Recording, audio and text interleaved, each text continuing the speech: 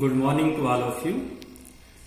In the previous lecture we have discussed what is the inductive effect, and the review or the conclusion of that was that the shift of the sigma electrons which takes place whenever there is a presence of some electronegative atom in a carbon chain, then that permanent shift is termed as the inductive effect. That was the shift of the sigma electron. Sigma का मतलब है कि जब भी single bond की बात आएगी तो सिंगल बॉन्ड की शिफ्ट जो है या उसके इलेक्ट्रॉन्स की शिफ्ट जो है that is associated with the, you can say, this inductive effect. Shift of pi electrons also takes place.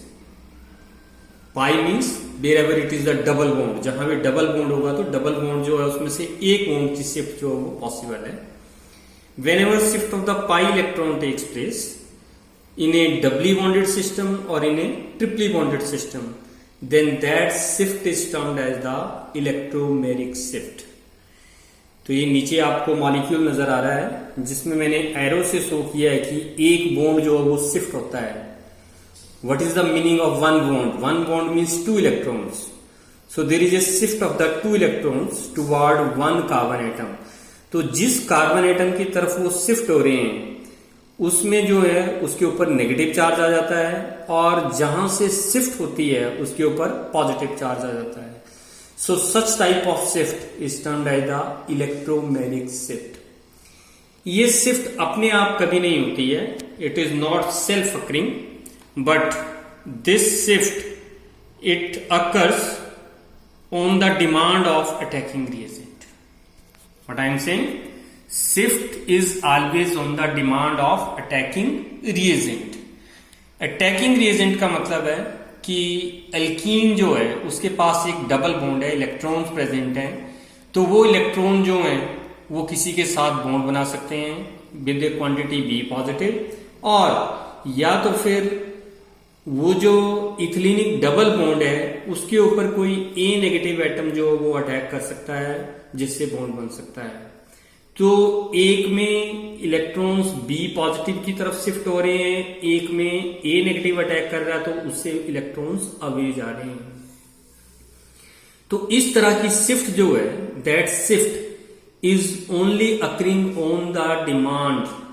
Demand means जब भी बी पॉजिटिव अल्कीन के नजदीक आएगा तब ये शिफ्ट जो वो होगी, या ए नेगेटिव, कोई भी बी पॉजिटिव या ए नेगेटिव. बी पॉजिटिव को बोलते हैं हम पॉजिटिव क्वांटिटी को इलेक्ट्रोफाइल और नेगेटिव क्वांटिटीज को बोलते हैं हम न्यूक्लियोफाइल. सो एनी इलेक्ट्रोफाइल और nucleophile which is approaching near to the alkenes, then shift of the pi electron takes place. That is the electromagnetic effect. That is the electromagnetic effect. तो ऊपर जो B positive है, B positive के पास bond बनाने के लिए electron नहीं है तो उसको इलेक्ट्रॉन रिक्वायर्ड है.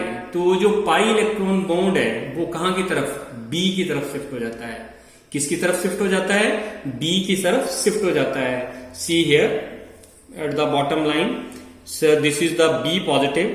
Whenever B positive it travels toward the alkenes, then there is a shift of the bond from CH2 to the another side, and there is a creation of the positive charge. So it is happening in the upper case here that B positive के पास electron नहीं है bond बनाने के लिए, तो वो जो इथिलीनिक double bond है वो उसको यूज कर लेता है बॉन्ड बनाने के लिए, तो एक कार्बन के ऊपर पॉजिटिव चार्ज आ जाएगा. नीचे वाला इफेक्ट भी इलेक्ट्रोमैग्नेटिक इफेक्ट है, लेकिन इसमें अटैकिंग जो रिएजेंट है वो नेगेटिव क्वांटिटी है. Negative quantity means nucleophile. तो इसके पास नेगेटिव चार्ज है. तो नेगेटिव चार्ज का मतलब है कि ऑलरेडी इसके पास बॉन्डिंग इलेक्ट्रॉन है.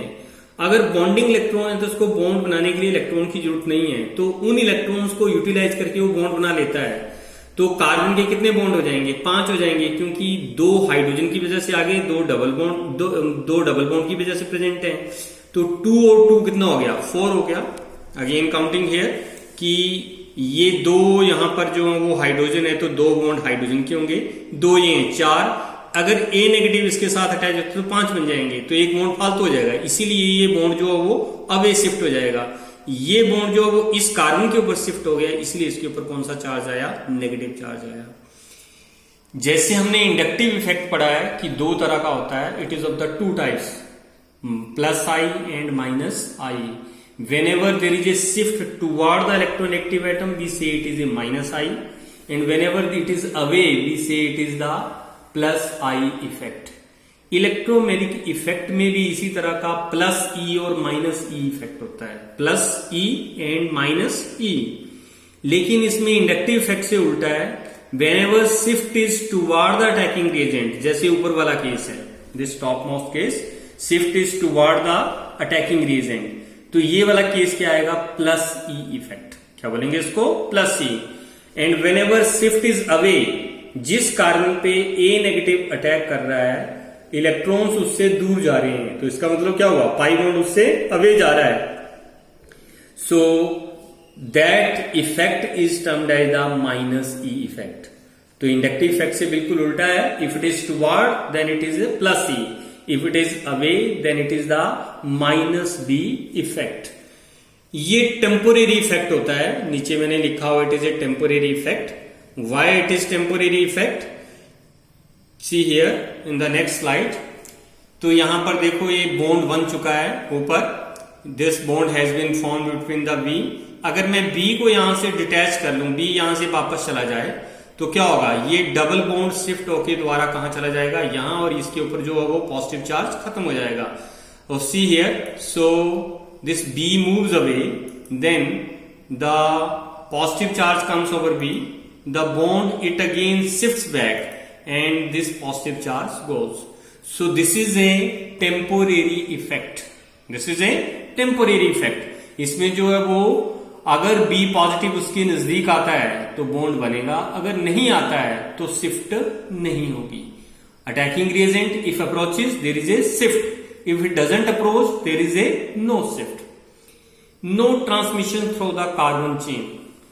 पीछे हमने इंडक्टिव इफेक्ट में डिस्कस किया था कि अल्फा कार्बन एटम पे जो है वो इंडक्टिव इफेक्ट बहुत ज्यादा होता है, बीटा कार्बन एटम पे थोड़ा सा कम हो जाता है, गामा पे और कम हो जाता है, डेल्टा पे जो है वो बिल्कुल कम हो जाता है या जीरो हो जाता है।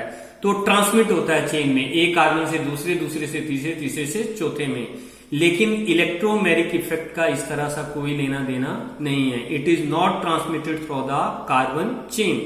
ट्रांसमिशन इस केस में होती है, लेकिन उसमें रेजोनेंस इन्वॉल्व होता है, जो कि हम नेक्स्ट डिस्कस करने वाले हैं। नेक्स्ट टॉपिक जो है बहुत ध्यान से पढ़ना आपने, ये जो मैंने स्ट्रक्चर्स ड्रॉ किए हैं इसमें बहुत कुछ जो वो डिस्कस किया जा सकता है। रेजोनेंस क्या चीज होती है, रेजोनेंस को अंडरस्टैंड करने से पहले थोड़ा सा आपको ये नीचे बेंजीन की जो डायग्राम्स दी हैं इनको थोड़ा सा अंडरस्टैंड करना पड़ेगा। पहली स्ट्रक्चर भी बेंजीन की है, दूसरी स्ट्रक्चर भी बेंजीन की है, तीसरी स्ट्रक्चर भी बेंजीन की है, ऑल आर बेंजीन। डिफरेंस क्या है, पहले में जो डबल बॉन्ड जिस जिस पोजीशन पे हैं, अगले जो दूसरा है उसमें उनकी पोजीशन जो है वो बदल गई है। यहां पर ये 1 और फर्स्ट और सेकंड कार्बन एटम के बीच में बॉन्ड है, डबल बॉन्ड है। यहां 1 और सेकंड के बीच में डबल बॉन्ड नहीं है, यहां 2 और 3 के बीच में डबल बॉन्ड नहीं है, लेकिन यहां सेकंड और थर्ड कार्बन एटम के बीच में डबल बॉन्ड है। मींस पोजीशन क्या कर गई है, चेंज कर गई है। तीसरे में मैंने सर्कल ड्रॉ कर रखा है, क्या ड्रॉ कर रखा है, सर्कल। पहले फिलहाल तो नंबर 1 वाली जो स्ट्रक्चर और नंबर 2 वाली जो स्ट्रक्चर है that are the real structure, circle वाली नहीं जिसमें डबल बॉन्ड सो के रखे हैं, वो स्ट्रक्चर जो है वो बेंजीन की रियल स्ट्रक्चर, रियल तो नहीं बोल सकते लेकिन एक्चुअल स्ट्रक्चर जो है वो वही होती है। क्यों मैं रियल नहीं बोल रहा हूं या किस लिए रियल नहीं बोल रहा हूं, try to understand that.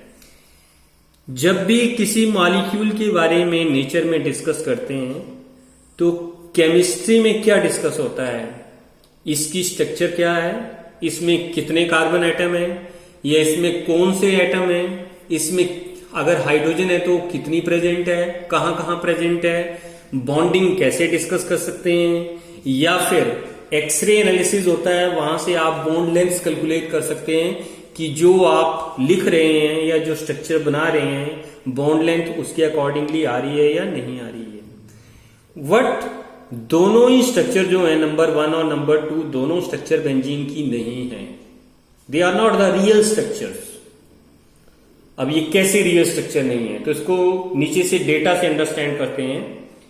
Number 1 और 2 के बीच में जो है वो आपके पास डबल बॉन्ड है, ठीक है, और C2 और C3 के बीच में आपके पास सिंगल बॉन्ड है, और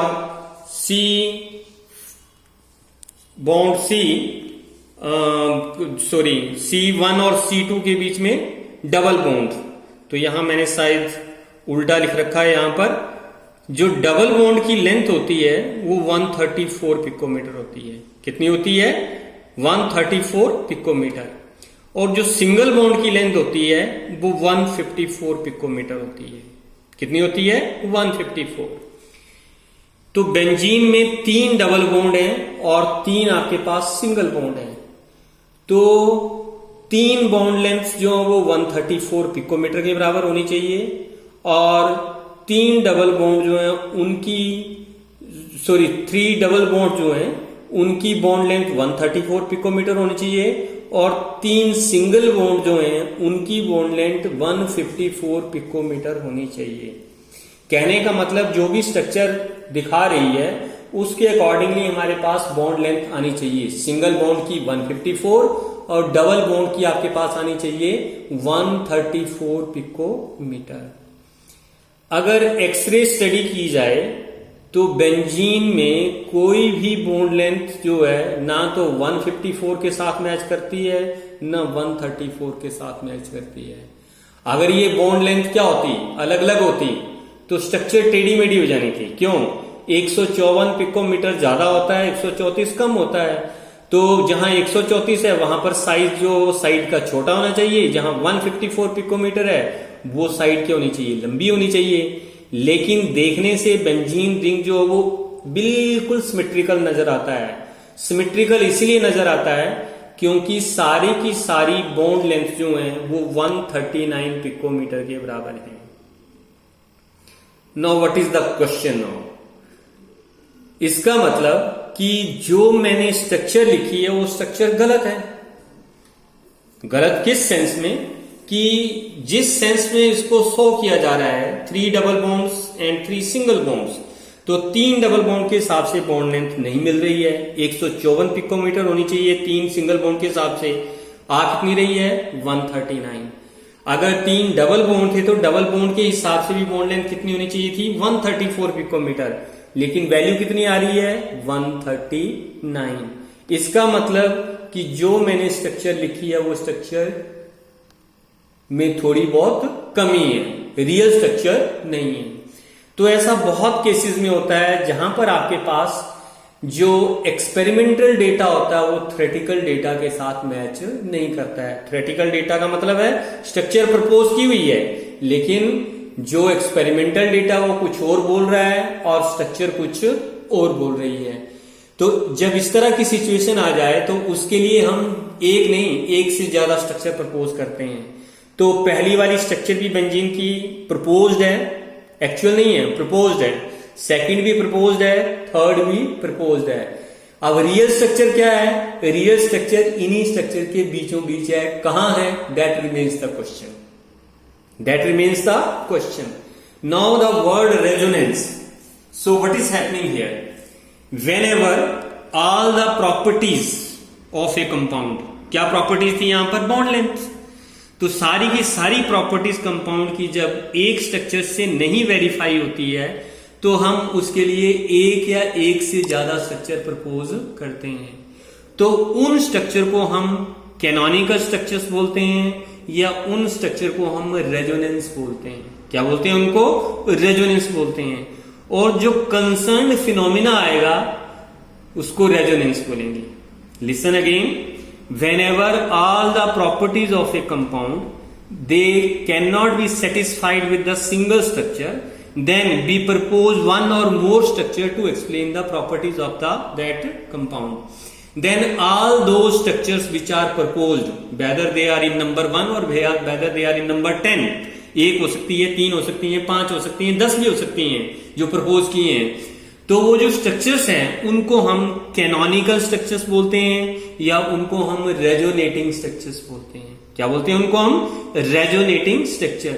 और जो कंसर्न फिनोमिना है, कौन सा फिनोमिना कि प्रॉपर्टीज जो है सारी एक्सप्लेन नहीं हो रही है और आप एक से ज्यादा स्ट्रक्चर जो है वो प्रपोज कर रहे हो, उस फिनोमिना को हम क्या बोलते हैं? रेजोनेंस बोलते हैं। वैसे तो वर्ड रेजोनेंस जो फिजिक्स में भी आता है, लेकिन फिजिक्स में इसका कोई और मीनिंग है और केमिस्ट्री में इसका मीनिंग जो वो डिफरेंट है। सो आई एम रिमाइंडिंग अगेन कि क्या हमने डिस्कस किया। बेंजीन में 3 डबल बॉन्ड थे, 3 सिंगल बॉन्ड थे। डबल बॉन्ड की लेंथ 134 पिकोमीटर थी, पिकोमीटर मीन 10⁻12 मीटर, और सिंगल बॉन्ड की लेंथ जो वो 154 पिकोमीटर थी। तो जो हमारे को स्ट्रक्चर प्रपोज की है उसके हिसाब से 3 बॉन्ड लेंथ 134 के करीब आनी चाहिए, 3 बॉन्ड लेंथ 154 के करीब आनी चाहिए, लेकिन कोई भी बॉन्ड लेंथ जो वो उसके बराबर नहीं है, बल्कि हर एक बॉन्ड लेंथ इक्वल है और उसका डायमेंशन कितने आ रहे हैं? 139 पिकोमीटर। तो इसका मतलब ये स्ट्रक्चर जो प्रपोज किए हैं तो they are not the actual structure. So this means whenever all the properties of a compound cannot be satisfied with the single structure, then we propose one or more structure in order to explain the properties of that compound.